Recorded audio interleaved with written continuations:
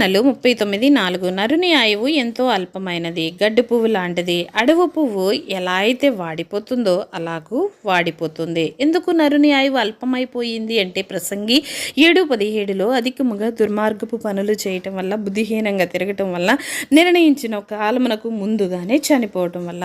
మరి యెహెజ్కేలు 18లో దేవుడు సెలవిస్తున్నాడు, దుష్టత్వంలో మరణమందుట ఆయనకి ఎంత మాత్రం ఇష్టం లేదని సెలవిస్తూ ఉన్నాడు. కాబట్టి యోహాను 17:15లో యేసుక్రీస్తు వారు మన కొరకు ప్రార్థన చేస్తూ ఉన్నారు. ఎలాగంటే దుష్టుని నుండి, కీడు నుండి వారిని తప్పించు, నేను ఎలాగైతే లోక సంబంధిని కారో వారు లోక సంబంధులు కారు అని మన కొరకు ఆయన విజ్ఞాపనకర్తగా మారాడు.